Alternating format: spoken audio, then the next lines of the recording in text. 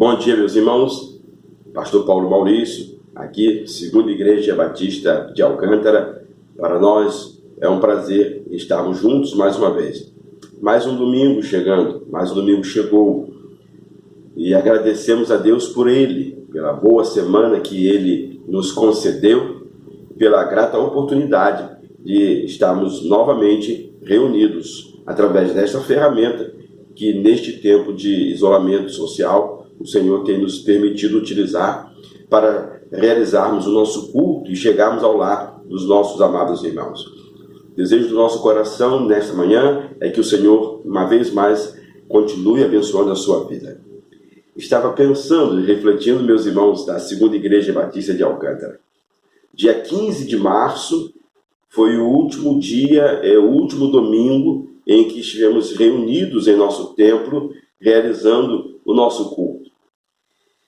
Passados 41 dias, e nós não esperávamos que fôssemos tão longe, mas passados 41 dias, aqui estamos nós, ainda privados de estarmos no nosso templo, reunidos, realizando culto ao Senhor, mas não deixamos em tempo algum de estar cultuando ao Senhor, louvando e bendizendo o seu santo e bendito nome. Sempre às quintas-feiras, os irmãos recebem o culto, onde os irmãos participam, o pastor traz sempre uma palavra para o coração dos irmãos. Também no domingo pela manhã, a escola bíblica dominical, como hoje, e também à noite o nosso culto, com a participação dos nossos amados irmãos, cada um respeitando o isolamento social, gravando o seu vídeo, a sua participação em seu lar e enviando para que possamos estar juntos nesse momento. É claro, meus irmãos, aproveitamos mais esse momento, mais essa oportunidade para estarmos aqui compartilhando com os irmãos a palavra do Senhor. Que Deus te abençoe, que o Senhor derrame graça e favor sobre a sua vida. Que seja este dia também um dia abençoado pelo Senhor, como já tem sido desde o seu raiar. E que ele possa, e que nesse dia você possa perceber a boa ação do Senhor, a boa mão do Senhor sobre a sua vida. Vamos orar?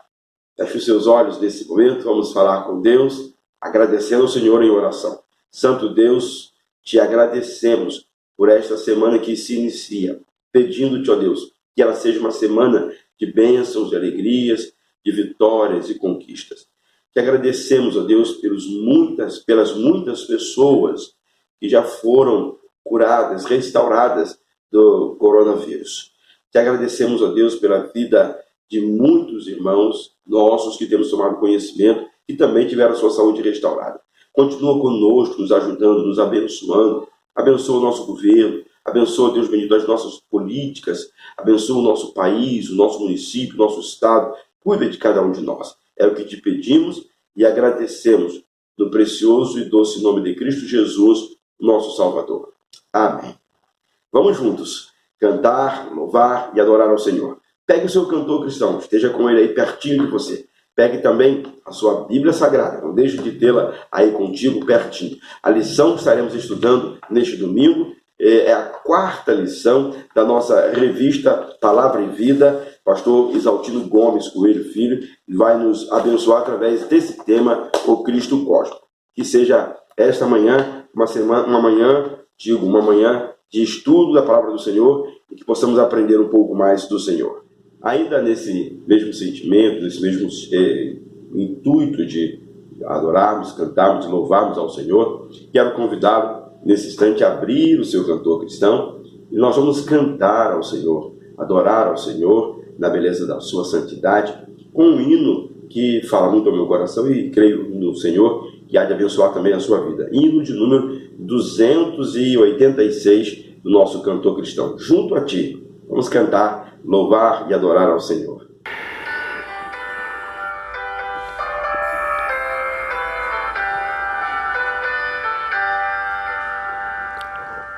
Minha possessão eterna, és o meu maior amor, bem maior que o bem da vida, és meu Deus, meu Salvador. Junto a ti, junto a ti, junto a ti, junto a ti, Quero andar contigo sempre na jornada minha aqui. O prazer ou o descanso não te venho suplicar. Quero trabalhar sofrendo, mas contigo sempre andar. Junto a ti, junto a ti, junto a ti, junto a ti. Quero andar contigo sempre na jornada minha aqui. Pelo vale tão sombrio e também terrível mar, queira tua mão divina sempre, sempre me guiar. Junto a ti, junto a ti, junto a ti, junto a ti. Quero andar contigo sempre na jornada minha aqui. Quando pelas santas portas da feliz Jerusalém eu puder entrar na glória, gozarei o eterno bem. Junto a ti, junto a ti, junto a ti, junto a ti. Quero andar contigo sempre na jornada minha aqui. Amém. Meus irmãos, vamos ainda continuar no nosso momento de culto, de louvor e adoração ao Senhor, na Escola Bíblica Dominical. Vamos agora adorar ao Senhor junto com o Ministério de Louvor. Estarão cantando um louvor de adoração ao Senhor, que você possa fazer dessa canção a sua oração, que você possa refletir na letra dessa mensagem cantada e que ela possa abençoar a sua vida grande e abundantemente. Deus te abençoe e vamos juntos cantar com o Ministério de Louvor de nossa igreja.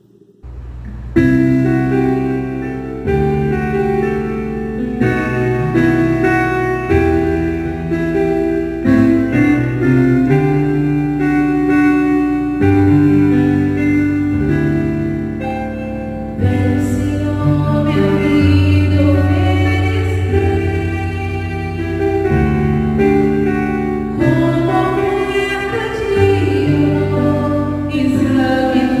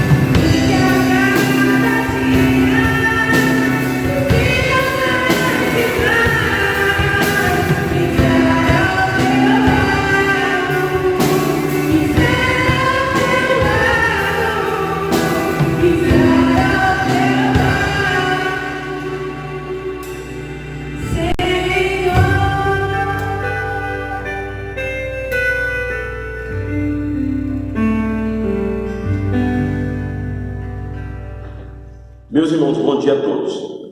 Mais uma vez estamos aqui reunidos, hoje aqui em nosso templo, um templo de nossa igreja, para refletirmos sobre o estudo da lição número 4 da revista Palavra e Vida. Quero convidá-lo, como já disse anteriormente, a que mantenha a sua Bíblia bem próximo, também a sua revista, seja ela impressa, como fiz nessa manhã, e tenho feito desde o início do nosso trimestre, em função de não termos recebido da convenção que ficou limitada por conta da pandemia, e então você pode ter essa revista em arquivo de PDF, ou então imprimi-lo, e estará sendo disponibilizado para que você possa acompanhar o estudo da lição da Escola Bíblica Dominical. Lição 4, o Cristo Cósmico.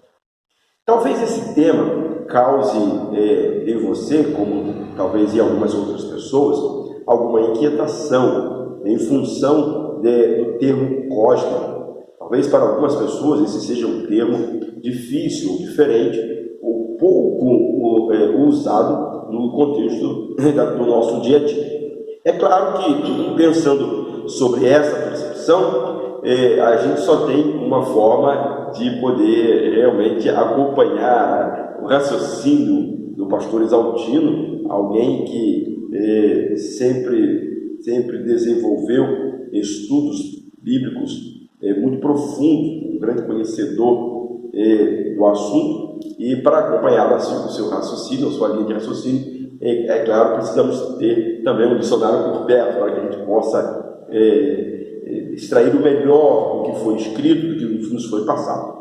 A ideia do tema, o Cristo Cósmico, é claro, quando a gente vai no dicionário, o dicionário vai definir como cosmo ou cosmos, que é um termo que designa o universo em seu conjunto, de toda a estrutura universal em toda a sua totalidade.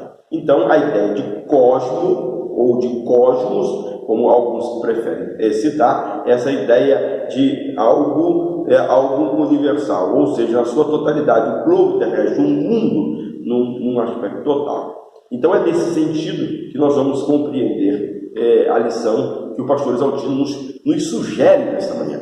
E é claro, certo, você vai compreender um pouco mais ao longo que fomos discorrendo esse assunto. A lição desta manhã, eu penso que o ato de lermos a lição, ela foi tão bem esmiuçada, foi tão bem esclarecida pelo pastor Exaltino, que é fácil de compreendermos o assunto aqui trazido por ele, em função de trazermos algumas referências, ou muitas referências bíblicas. Por isso, pedi no início do nosso estudo que você mantenha a sua Bíblia perto de você, porque o pastor Exaltino sugere muitos textos e eles serão fundamentais, ou seja, será fundamental, termos a Bíblia próxima, para que, lendo os textos, possamos acompanhar a linha de raciocínio do autor da nossa lição. A obra de Cristo é o que ele está enfatizando logo na introdução dessa lição. Ele diz que a obra de Cristo ela tem uma dimensão muito mais profunda do que as nossas igrejas costumam abordar. Nós vamos voltar exatamente nessa ideia. E por que ele sugere esse tema, o Cristo Cósmico? Também não quero aqui resumir a lição, nem responder essa pergunta, mas te conduzir a já ir abrindo a sua mente e refletindo. Por que o Cristo Cósmico? Porque a obra de Cristo tem a dimensão muito mais profunda do que aquilo que a Igreja de Cristo normalmente costuma abordar. Ele é mais do que Salvador das almas das pessoas, segundo o autor. É o Senhor do universo, é Criador da nova ordem de Deus. Essa é a percepção que temos, e essa percepção que o autor nos traz acerca deste assunto interessante. Só agora, segundo o autor, Deus uniu judeus e gentios. E essa ideia está lá em Efésios, capítulo 3, versos de 5 a 7. Quero ler com você, abrir a sua Bíblia aí, e nós vamos ler juntos. Efésios, capítulo 3, os versos de 5 a 7. O texto diz assim: o qual em outros séculos não foi manifestado aos filhos dos homens, como agora tem sido revelado pelo Espírito aos seus santos, apóstolos e profetas, a saber que os gentios são coerdeiros e de um mesmo corpo, e participantes da promessa em Cristo pelo Evangelho, do qual fui ministro, pelo dom da graça de Deus, que me foi dado, segundo a operação do seu poder. É Paulo aqui falando que Cristo aqui permite que em Cristo, ou Deus permite que em Cristo, ou Deus faz com que em Cristo, tanto judeus quanto gregos, agora gentios, tanto judeus quanto gentios, agora possam ter acesso, ou possam ter o direito à salvação, e Cristo os inseriu, e Cristo os colocou nesta condição, e aí eles se tornaram participantes da promessa em Cristo Jesus. Todas as coisas, tanto do céu quanto da terra, se convergem para Cristo. Efésios capítulo 1, o versos 9 e 10, veja só o que o autor está nos dizendo, o apóstolo Paulo. Descobrindo-nos o mistério de sua vontade, segundo o seu beneplácito, que propusera em si mesmo, de tornar a congregar em Cristo todas as coisas, na dispensação da plenitude dos tempos, tanto as que estão nos céus, como as que estão na terra. É dessa forma que a igreja, ela ensina às potestades o mistério de Deus, que começa pela união dos homens e termina no destino do universo. Todas as coisas são criadas em Cristo e todas as coisas convergem para Cristo. Em Cristo, Deus está criando não apenas um novo povo, mas uma nova raça, mas um novo mundo.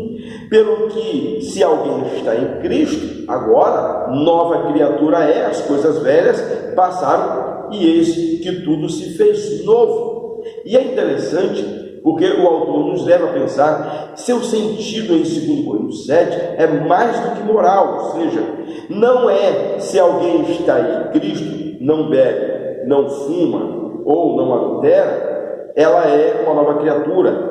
Diz o autor, isso é cósmico. Se alguém está em Cristo, faz parte do novo mundo de Deus. E é nessa direção que ele vai nos conduzir para continuarmos refletindo exatamente sobre o Cristo cósmico. É interessante continuar pensando e refletindo sobre essa ideia, que é muito interessante para a abordagem desse assunto. Ele traz-nos 3 ideias, desenvolvendo o tema do Cristo cósmico. O autor ele nos traz, nos desafia 3 ideias, 3 pontos muito significativos que ele vai abordar. Primeiro, Cristo, o autor e sustentador da criação. Depois ele aborda a ideia do novo mundo de Deus. E por fim, qual é o nosso lugar, o nosso papel nesse novo mundo de Deus. Para que possamos continuar refletindo e compreendendo, mais uma vez te convido e te chamo a atenção a estar aqui com a sua Bíblia aberta, para que você possa acompanhar esse texto, os textos da palavra do Senhor, e junto com a palavra de Deus e a palavra do autor, a gente possa compreender verdadeiramente o que nós estamos estudando. Primeiro ponto, ele fala, Cristo, o autor e sustentador da criação. Cristo, autor e sustentador da criação. Ele inicia abordando um assunto interessante. Diz que o pecado alterou as relações do homem com Deus. O primeiro texto que ele sugere, nós vamos lá para refletirmos, pegue a sua Bíblia aí, deixa pertinho, para que a gente possa acompanhar. Gênesis capítulo 3, nos versos 10 e o verso 11, fala como o pecado alterou as relações do homem com Deus. Diz assim o texto. E ele disse, ouvi a tua voz soar no jardim e temi, porque estava nu e escondi-me. E Deus disse, quem te mostrou que estavas nu? Comestes tu da árvore que te ordenei que não comesse? A relação do homem com Deus, ela já foi alterada, porque a Bíblia diz, em Gênesis capítulo 3, dizer que todos os dias, na viração do dia, Deus vinha para conversar com Adão. para dialogar com Adão. Era desejo, era prazer de Deus estar sempre dialogando. E agora, Deus, como de costume, aparece para dialogar com o homem, e quando Deus procura por Adão, disse Deus a Adão: aonde estás? E Adão respondendo disse: ouvi a tua voz soar no jardim e temi, porque estava nu. A relação agora está alterada. O homem já não se sente, já tem a percepção da sua situação. Ele já estava nu, mas não tinha essa percepção de que verdadeiramente estava nu. Não só a relação do homem com Deus se alterou, como se alterou também a relação do homem para com o homem. O capítulo 3, o verso 16 do texto de Gênesis, diz assim: E a mulher disse: multiplicarei grandemente a tua dor e a tua conceição, com dor darás à luz filhos, o teu desejo será para o teu marido, e ele te dominará. Então, a relação do próximo, ou seja, do homem com o homem, também se alterou em função do pecado que passou a fazer parte da vida do homem. Também a relação do homem se alterou, não só com relação a Deus, com o próprio homem, mas também se alterou com relação à natureza. Os versos 17 e verso 18 de Gênesis capítulo 3 diz assim: E Adão disse: porquanto destes ouvido a voz de tua mulher, e comeste da árvore que te ordenei, dizendo: não comerás dela, maldita é a terra por causa de ti. Com dor, repito, com dor comerás dela todos os dias de sua vida. Espinhos e cardos também te produzirá, e comerás a erva do campo. Deus criou o homem para viver uma situação tranquila no jardim, mas agora o pecado interrompe, o pecado altera esta relação do homem para com a natureza. É interessante, o autor nos leva a continuar refletindo que ele teve uma dimensão cósmica, ou seja, a criação de Deus teve uma dimensão cósmica. O bom mundo de Deus tinha essa dimensão. Capítulo 1 de Gênesis, no verso 31, e viu Deus tudo quanto tinha feito, e eis que era muito bom, e foi à tarde, amanhã, dia 6. A criação de Deus teve uma dimensão cósmica, uma dimensão total, plena. O homem foi desordenado pelo homem por conta do pecado. Esta relação, Romanos capítulo 8, vamos lá, um pouquinho mais, pega a sua Bíblia aí, vamos caminhar juntos, vamos juntos continuar lendo a palavra do Senhor e aprendendo um pouco mais. É sempre bom termos esses textos, porque eles nos ajudam na compreensão. Romanos capítulo 8, o versos 19 a 22, Romanos capítulo 8, 19 a 22, o texto vai dizer assim: porque a ardente expectação da criatura espera a manifestação dos filhos de Deus, porque a criação ficou sujeita à vaidade, não por sua vontade, mas por causa do que a sujeitou, na esperança de que também a mesma criatura será libertada da servidão, da corrupção, para a liberdade da glória dos filhos de Deus, porque sabemos que toda a criação geme e está juntamente com dores de parto até agora. Interessante que o texto nos mostra que esta relação ela se tornou desordenada. O mundo em que vivemos, segundo o autor, não é um mundo ideal de Deus. Deus não criou o homem para viver no mundo com todas essas mazelas, aonde a relação dele com o homem fosse desta forma, aonde a relação do homem com o homem fosse da forma como nós lemos aqui no texto de Gênesis, e aonde a relação do homem com a natureza pudesse ser tranquila e calma, mas por causa do pecado, agora houve essa alteração também no mundo. E aí o mundo em que nós vivemos não é, segundo o autor, o mundo ideal de Deus para o homem. Não plantamos urtigas nem ervas daninhas, elas simplesmente surgem. O trigo não brota espontaneamente e tem que ser cuidado. Significa dizer que o mal aparece, ou seja, a consequência do pecado aparece. E aí, para o seu sustento, o homem tem que trabalhar, teve que, a partir daquele momento, plantar para que pudesse colher e se alimentar daquilo que ele estava plantando. A natureza, segundo o autor, ela nos é benéfica, mas ela também é hostil. Por que o autor da lição está nos levando a refletir sobre isso? Porque ela nos dá a água, o alimento, mas também nos traz terremotos, secas e furacões. E é interessante porque estas reações, a natureza ela é boa, mas ela também traz consigo algumas coisas ruins, e essas coisas independem da vontade do homem. A natureza nos dá água, que a gente faz uma perfuração e consegue extrair água do solo. Então a gente fica tão feliz porque a natureza nos dá isso. E isso independe da ação do homem, não é o homem que cria a água.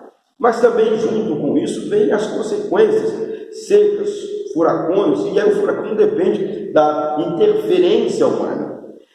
Interessante é que a gente consegue perceber na ação da natureza que não temos como evitar secas, não temos como evitar furacões, não temos como evitar vendavais, terremotos ou coisas dessa natureza. Mas, por exemplo, quando a gente olha para o episódio que aconteceu lá em Brumadinho, o episódio aconteceu, por exemplo, em Mariana, ou seja, em Mariana primeiro, e se repetiu em Brumadinho, não é resultado da natureza, porque não foi a natureza que se rompeu e varreu ou dizimou toda uma cidade com aquela lama, porque não era da natureza, mas era interferência do homem.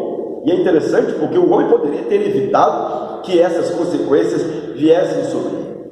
A natureza, ela não é sábia, como diz a ecolatria moderna da nova era. É uma força cega e irracional. Nós viemos da natureza, mas ela nos é hostil. E o texto de Gênesis capítulo 2, o verso 7, diz que nós viemos da natureza. Gênesis capítulo 2, verso 7, e formou o Senhor Deus o homem do pó da terra, e soprou em suas narinas o fôlego da vida, e o homem foi feito alma vivente. Então nós viemos da natureza, mas ela nos é hostil. Capítulo 3, o verso 18 de Gênesis: espinhos e cardos também te produzirá, e comerás a erva do campo. Então ela nos é gentil, mas ela também, nós viemos da natureza, mas ela também nos é hostil, e nós também lhe somos hostis.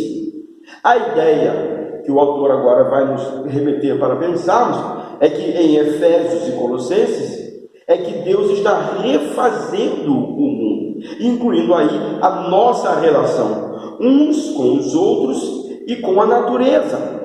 Em Efésios, que é uma carta considerada como a rainha das epístolas, e onde o gênio de Paulo mais fica latente, ou mais brilha, como diz o autor, também em Colossenses, uma de suas epístolas, é considerada a irmã gêmea. E nessas duas cartas, a cristologia, e aqui o autor explica esses termos, eu vou repeti-los mais à frente um pouquinho, mas ele diz que a cristologia muda de funcional para ontológica. Vamos esmiuçar o que o autor está falando, porque ele mesmo o faz na lição. A primeira ideia que ele fala sobre cristologia, que é o estudo sobre Cristo, ou não que Cristo possa ser estudado, mas o estudo sobre as coisas que envolvem a vida de Cristo e tudo que Cristo fez e realizou. Então é essa a ideia de cristologia, o ensino sobre Cristo. Também ela diz que essa cristologia, ela muda de funcional no sentido de que como Cristo funciona para a igreja. Então ela muda desse conceito funcional de que como Cristo funciona para a igreja, para o conceito ontológico, Cristo como o ser, Cristo como o absoluto, Cristo como o alto, Cristo como sempre existente e Cristo como o centro, a razão de todas as coisas.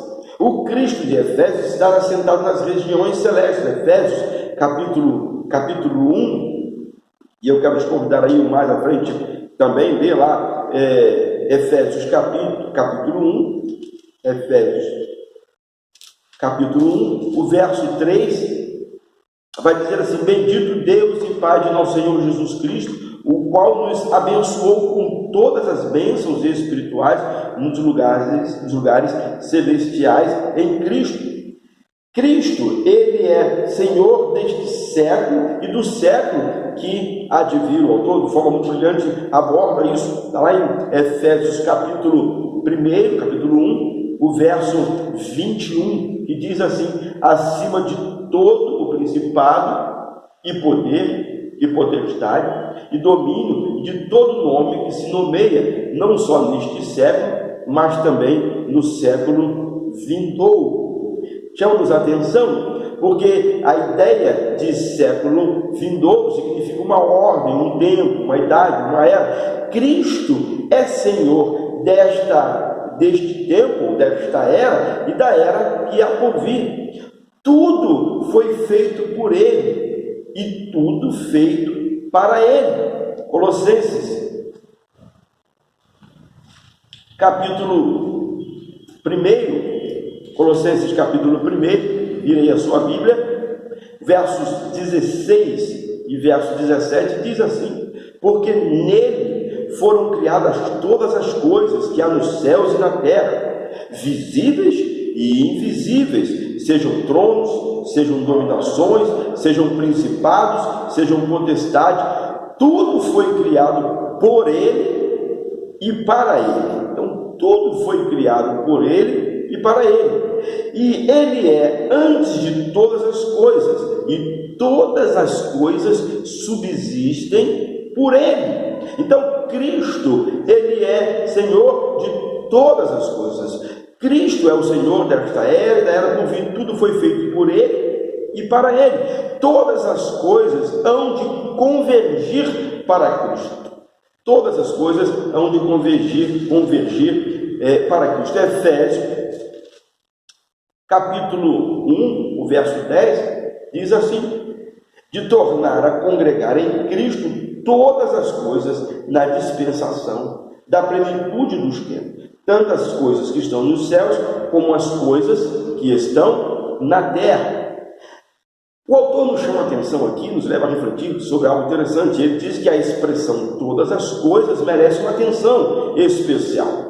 O grego tapan, neutro, não é masculino e nem é feminino, não é agente e é coisa, e refere-se ao mundo material. Ele está desintegrado.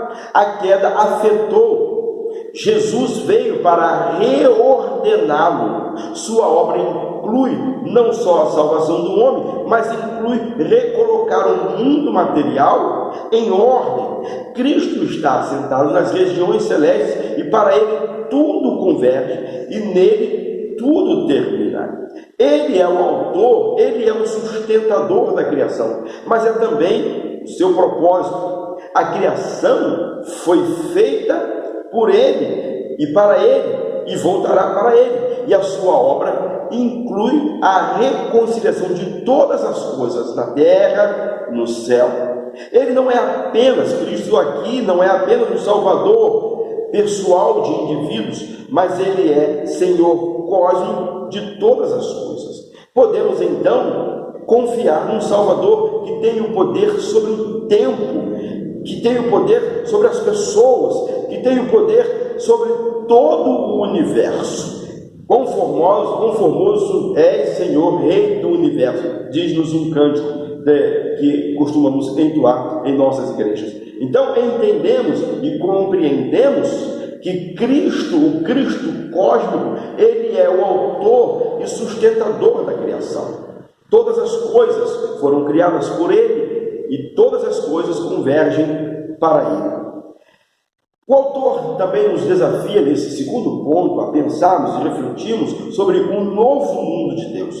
No novo mundo de Deus, a consumação da obra de Cristo nos devolve aquilo que a queda nos tirou. E é interessante as palavras do autor.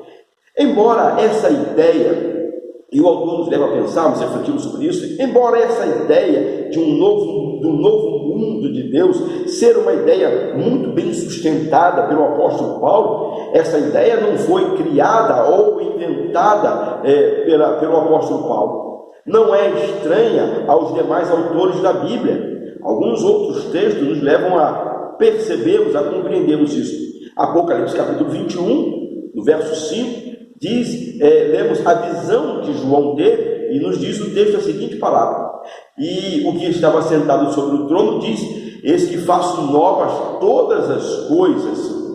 E acrescentou: escreve, porque estas palavras são fiéis e verdadeiras. Apocalipse capítulo 21, o verso 5. Agora vem um novo mundo que Deus está criando em Cristo Jesus. E no final da Bíblia, lá no livro de Apocalipse, capítulo 22, quando a obra de Cristo chega à sua consumação, o Éden reaparece, ou o Éden está de volta. Em Gênesis capítulo 3, o homem foi expulso. Em Apocalipse capítulo 22, o homem é redimido. A história do homem bem governada por um Deus que é Senhor sobre todas as coisas. Tudo o que perdeu na queda, é recuperado em Cristo Jesus.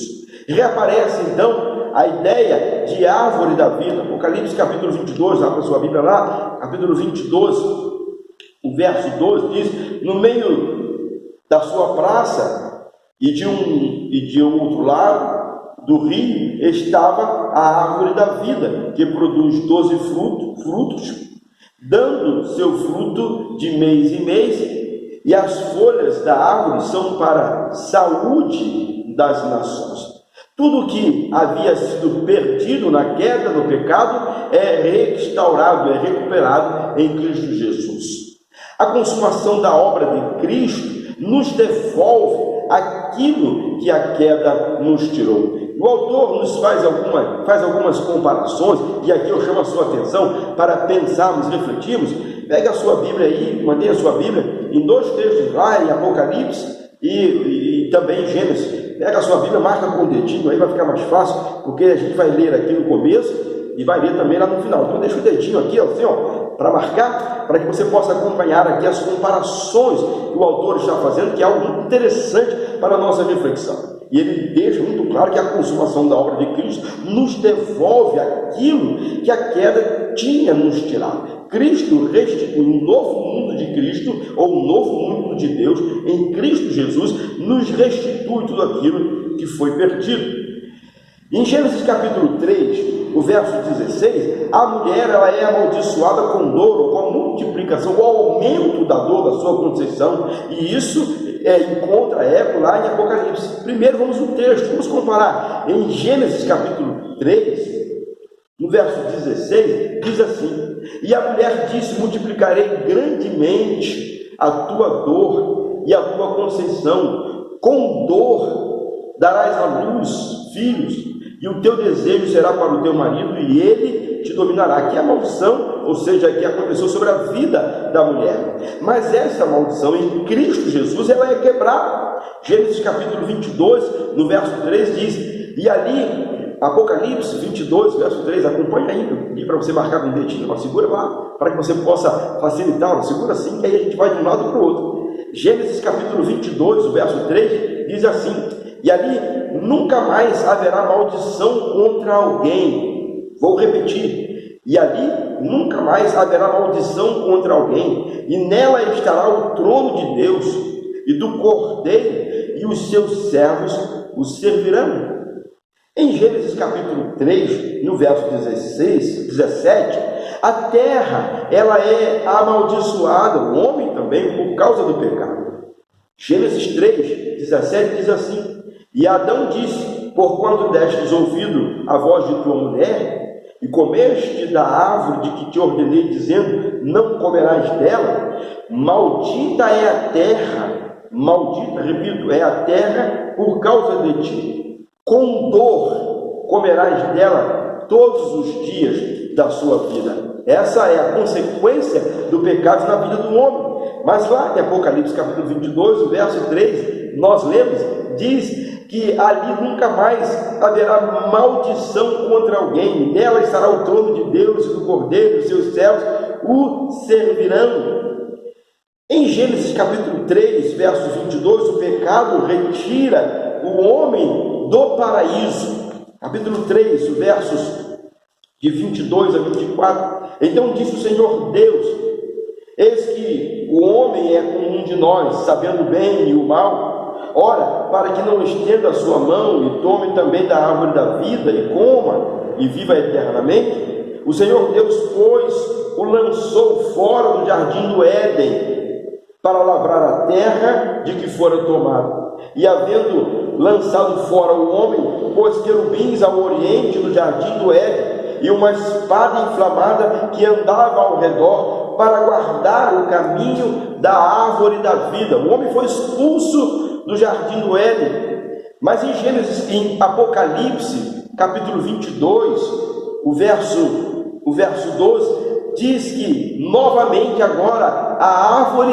da vida que fora retirada do homem está presente no meio da sua praça, e de um lado e de outro do rio estava a árvore da vida. Em Cristo Jesus, a árvore da vida é restituída ao homem. Isso nos leva a refletirmos e pensarmos o quanto Deus revela, Deus nos restitui, Deus nos coloca numa nova condição.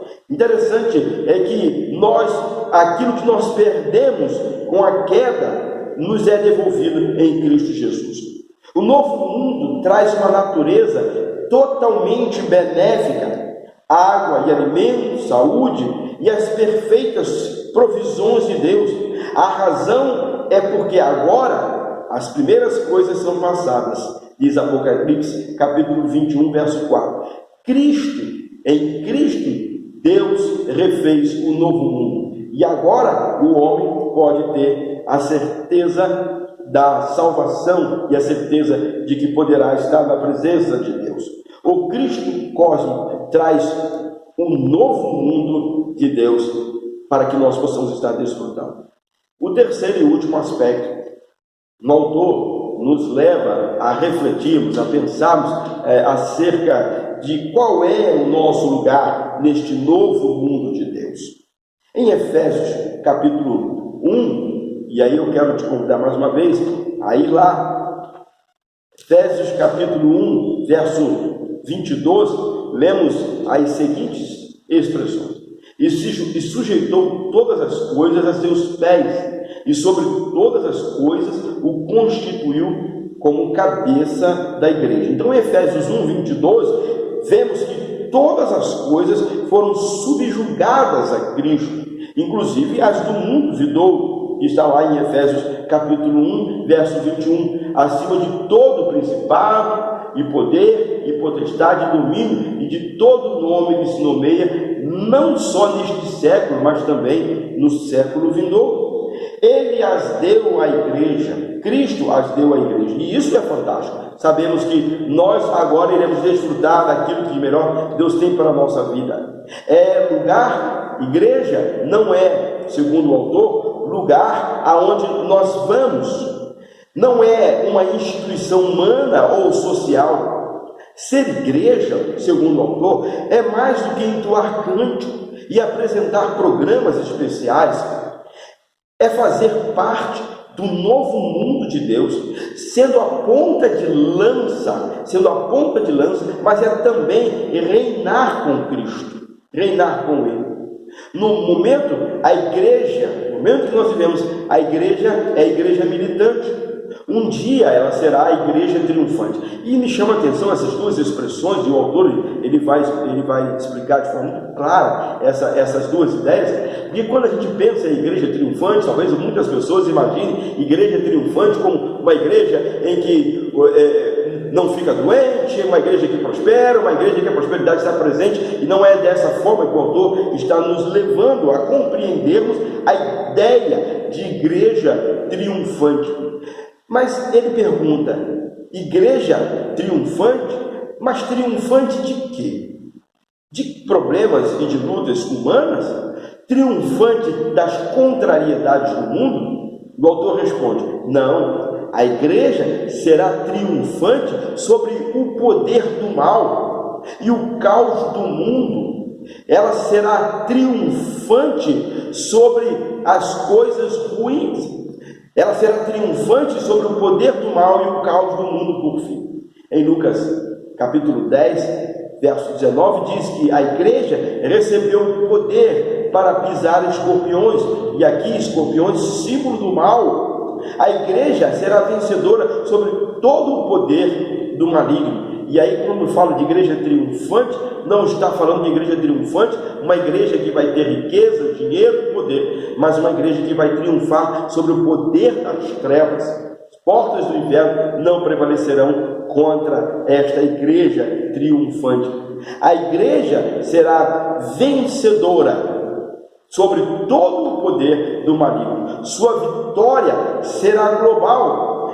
Ela julgará o mundo e o mal com o Senhor triunfante e desfrutará da vitória de Cristo. Nosso triunfo não é apenas para esta vida, mas é para a nova ordem de Deus, para o novo mundo que Cristo, Senhor do universo, está criando. A igreja desfrutará deste novo cosmos, porque o texto em Apocalipse capítulo 21, verso 1 diz: e vi um novo céu e vi uma nova terra, porque já se foram o primeiro céu e a primeira terra, e o mar já não existe mais. A salvação, segundo o autor, é mais do que libertação do fogo do inferno, é a identificação com Cristo e o lugar de honra no novo mundo do Senhor. Nós desfrutaremos em Cristo. Somos mais do que vencedores. Romanos capítulo 8, verso 37. O autor conclui essa lição de forma interessante, nos levando a fazermos uma profunda reflexão. O pecado, primeira reflexão que ele nos leva a fazer, o pecado é um desastre. O pecado, ele é um desastre. Ele perturbou o relacionamento do homem com Deus, do homem com o próximo e do homem com a natureza. Ele perturbou a ordem de Deus. Então, cada crente deveria fugir do pecado, pois ele traz perturbação da ordem, já que é frágil. Então, todos nós devemos estar atentos para fugirmos da tentação do pecado.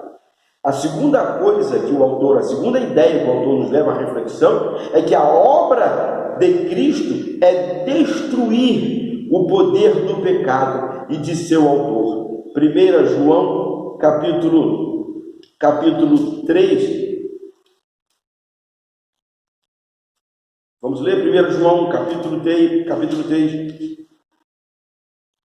o verso 8. O texto diz assim: quem pratica o pecado é do diabo, porque o diabo peca desde o princípio. Para isto, o Filho de Deus se manifestou, para desfazer as obras do diabo. A obra de Cristo é destruir o poder do pecado e de seu autor. Ele construirá um novo mundo. A igreja é a ponta de lança deste projeto de Cristo. Cada crente, cada convertido é uma pedra a mais na construção do novo mundo. Pense nisso.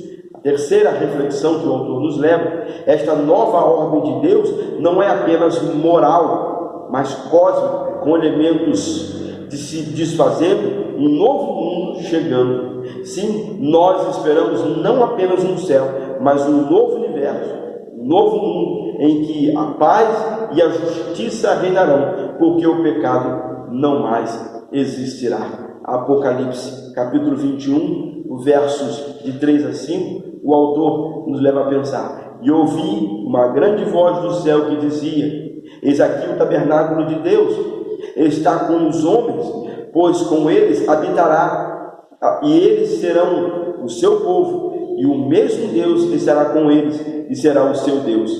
E Deus limpará de seus olhos toda lágrima, não haverá mais morte, nem pranto, nem clamor, nem dor, porque já as primeiras coisas são passadas. E o que estava sentado sobre o trono disse: eis que faço novas todas as coisas. E disse: escreve, porque estas palavras são verdadeiras e fiéis. Cristo foi preparar-nos lugar, não um quartinho, mas um novo mundo para que lá nós estejamos. Que Deus te abençoe, em nome de Jesus. Vamos orar? Pai, muito obrigado por esta palavra, por esta lição, por aprendermos que o Senhor Jesus nos ama e que o Cristo cósmico, Ele tem o poder sobre todas as coisas. Nossas vidas estão debaixo do seu poder. Nós possamos a cada dia sermos gratos ao Senhor por sermos alvo dessa tão grande salvação. É o que te pedimos e agradecemos em nome de Jesus, nosso Salvador. Amém. Deus abençoe a todos. Muito obrigado por sua presença e por participar desse momento da Escola Bíblica Dominical.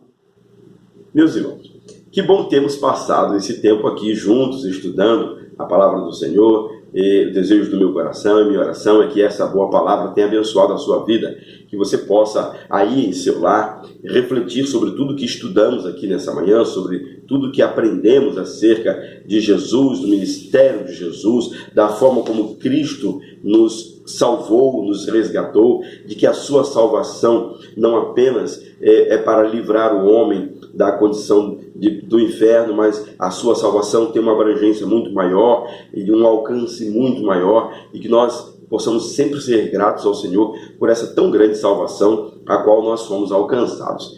Queremos agradecer a você, meu irmão, minha irmã, que investiu esse tempo aqui para ouvir e participar desse momento de culto, de louvor e adoração ao Senhor. Que o Senhor continue abençoando a sua vida.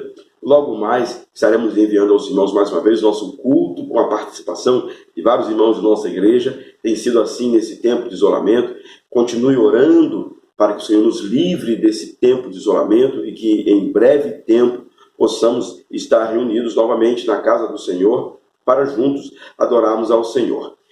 O desejo do nosso coração, sempre que gravamos esses vídeos, sempre tenho dito isso, é de alcançarmos e abençoarmos as nossas ovelhas, irmãos, da Segunda Igreja Batista de Alcântara. E sempre tenho dito também que se de alguma forma esse vídeo, essa mensagem chegou para você, a minha oração por você nesta manhã também é que o Senhor derrame bênçãos copiosas sobre a sua vida, de sua família, e que você seja tremendamente impactado e abençoado pela palavra do Senhor.